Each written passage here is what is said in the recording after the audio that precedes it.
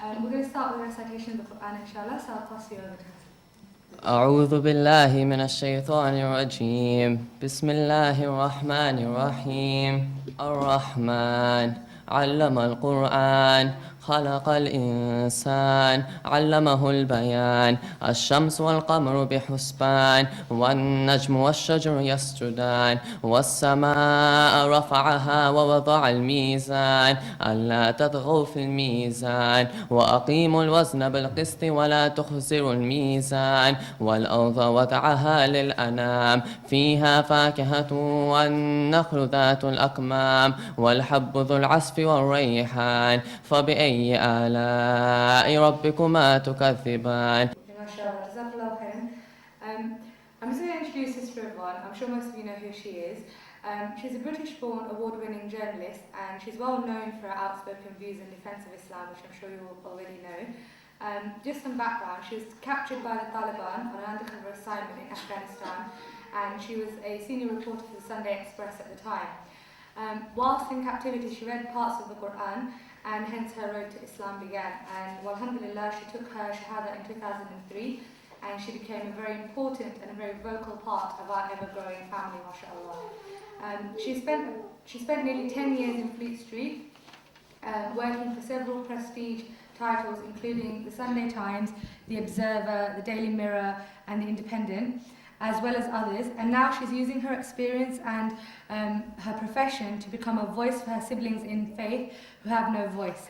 And today she's here to speak about our sister, Dr. Afia Siddiqui. So without further ado, I'm going to pass you over to Sister. Sisters, brothers, Assalamu alaikum. Afia disappeared from her home in March 2003 along with her 3 children. One was a babe in arms, just a few months old, and the other 2 were about 5 and 6 years old, a daughter and an elder son. And she first came to my attention through Cage Prisoners, and her name was mentioned to me in passing. But I really, honestly, in my heart of hearts, thought she surely cannot have been taken by the Americans. Surely not even they can stoop that low. Even though we knew at the time of the existence of Guantanamo and Bagram, and we suspected all the dark sites and secret prisons, but even, I just thought surely not even the Bush administration could stoop so low that they would arrest, kidnap, rendition, torture, and abuse a sister. I read about her later in Moazam Beg's book, Enemy Combatant. There's some copies on sale, and for those of you who haven't yet read it, it really is a remarkable insight into his whole experience. Then I went to Guantanamo myself with a film crew. Amazingly, the Americans let me in, and I was there for 4 days. More amazingly, they let me out again. And when I got back, I had to go and see Moazam. The things that I had seen in Bagram had really distressed me, and the Americans were just so incredibly proud of what they thought that they had achieved in Bagram. They took me to the cages that the brothers had been held in those early days after 9/11. And they were cages built on concrete. No slopping out, no toilets, no showers. They were just cages. And then they took me to the supermax prisons that they had built, that they were so proud of. And I was actually more repelled by these supermax prisons than I had been by the cages. The cages were a knee-jerk reaction, an irrational one, but a knee-jerk reaction all the same to the events of 9/11. But the new prisons of Guantanamo they really are sinister because they have been carefully, deliberately calculated to give the maximum pain, mental pain, I would say, to the people who are being held there.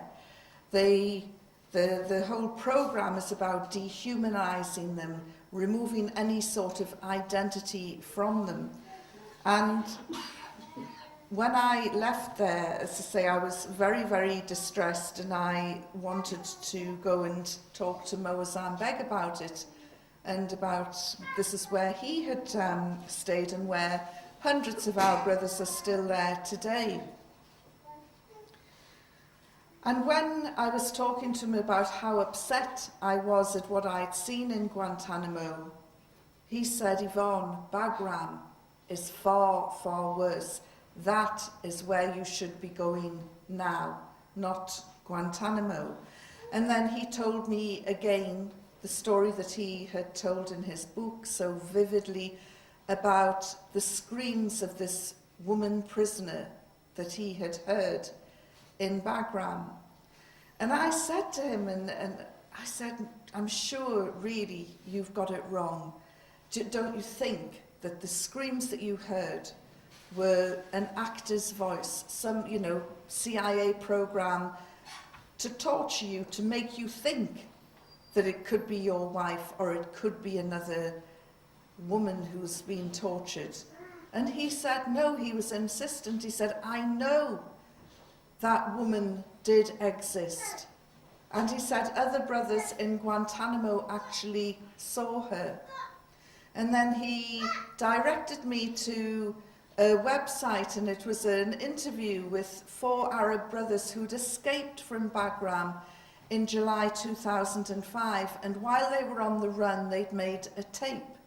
And they were talking about their experiences in Bagram. And they talked about this woman who I later called the Grey Lady, this wretched woman who cried and screamed every day, every morning, every noon and night, who was tortured and abused in Bagram to such an extent that the hundreds of detainees in Bagram set aside their own pains and tortures and abuse, and they went on hunger strike for 6 days because they were all so distressed at what was happening to the Grey Lady of Bagram. I was shocked and horrified because I suddenly realised that everything that I'd been in denial about had been true, that this woman did exist. I wanted to go to the media to try and raise some awareness about it. But in Britain, if you're a Muslim, if you have an olive skin, and if you're not British, you've got no chance of raising any positive headlines. So I went to Pakistan, and through Imran Khan and the help of cage prisoners who supplied campaign material, I raised the case of Afia, of prisoner 650, of the Grey Lady of Bagram with the media. More than 100 of them turned up. And I said, she is a Pakistani sister. I said, this is what I've been able to establish. And somebody said, maybe it's Afia Siddiqui. And I said, well, her name has been mentioned a few times, but what we now know is that she's called prisoner 650. The Pentagon denied the story and said, we do not keep women in Bagram. There are no women detainees in Bagram. The American ambassador in Islamabad wrote to newspapers. She went and made the unprecedented step of talking to the media, saying, we do not imprison women. There are no women prisoners in Bagram. She went on to say I was a fantasist and I was making this story up. And then, about 10 days later, there was this incident in Afghanistan, in Ghazni, which really stretches the bounds of credibility. Afia Siddiqui appeared from nowhere after more than 5 years being disappeared. She suddenly appeared in Ghazni. Not only did she suddenly appear, She had in her handbag 3 different types of explosives, according to the Americans, the anarchist's cookbook, and various pictures and images of the New York skyline, as you would in Afghanistan. And she also had one of these USB computer sticks that was packed full of her handwritten documents on how to make all sorts of bombs and explosives and chemicals and, you know, all the sorts of materials you would carry on your person if you were about to go off on a top secret mission. And she was arrested.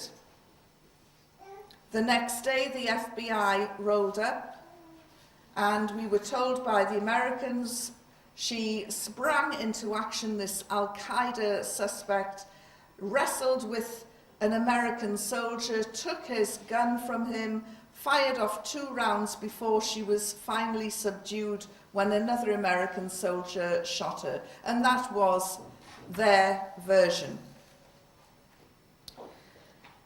I didn't believe it for 1 minute, and I went back into Pakistan with a film crew. We travelled the length and breadth of the country because the Americans were still saying that there was no women prisoners in Bagram. They were still saying that Afia Siddiqui was this top Al-Qaeda agent, the most deadly female agent that Al-Qaeda had. And suddenly, after a few letters from Lord Nazir Ahmed, the Americans said, oh, we made a mistake. Yes, there was a woman in Bagram. Yes, her number was 650. But no, it's not Afia Siddiqui.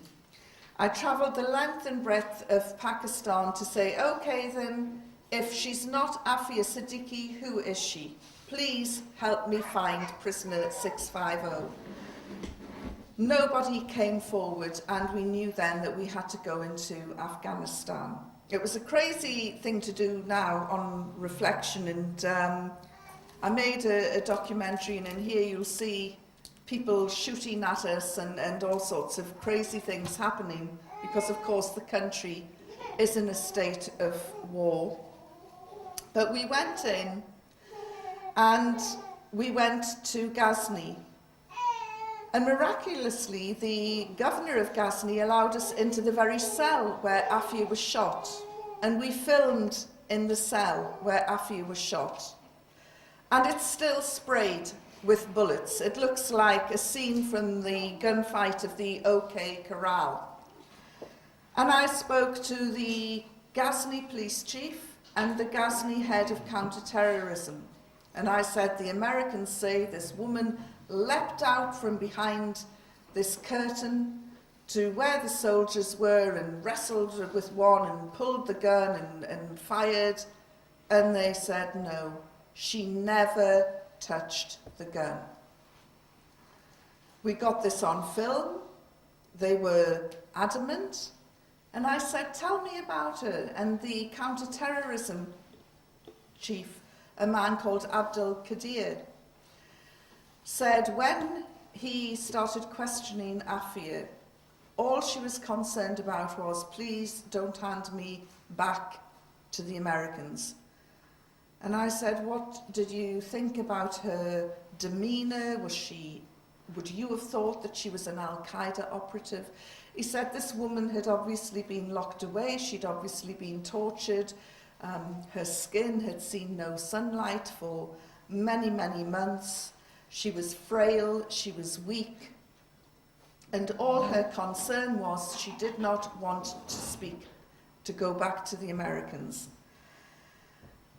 And he said, and tears come up into his eyes, and he said, I swore by Allah that I would not hand her over to the Americans. And he said, they rang me up and said, we're coming to get the woman.